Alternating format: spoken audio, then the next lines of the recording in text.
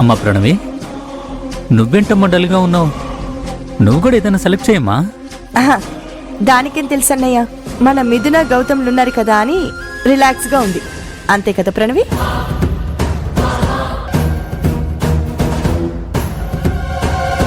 అవును మావయ్య, మీరంతా ఉన్నారు కదా, మీరేది ఫైనల్ చేసినా నాకోకే, మీ ఇష్టం.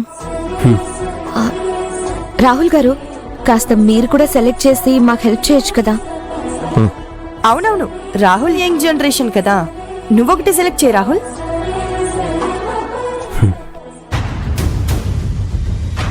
ఏంటి రాహుల్, నేను అడిగిన దానికి ఇంకా సమాధానం చెప్పలేదు?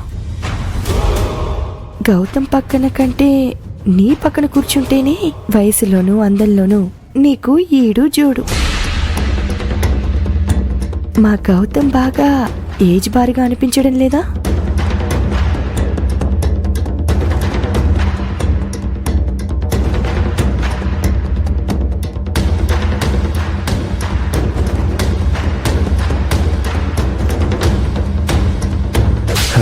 నాన్న, నాకంతా కన్ఫ్యూజన్గా ఉంది. మిథున ఏది ఫైనల్ చేస్తే నాకది ఓకే నాన్న. ఓకే మిథున, నీదే ఫైనల్ డెసిషన్. అయ్యో, నేను మిథున గారి మీద నమ్మకంగా మాట్లాడుతున్నాడు, వీళ్ళేమో నెగిటివ్గా చెప్తున్నారు.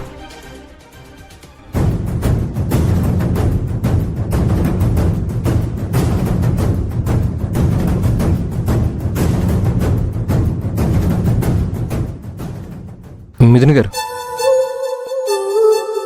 ఈ శుభలేఖ ఒకసారి చూడండి. అరే, నేను తీసిన శుభలేఖ, రాహుల్ గారు తీసిన శుభలేఖ ఆల్మోస్ట్ ఒకేలా ఉన్నాయి. ఏది చూడండి.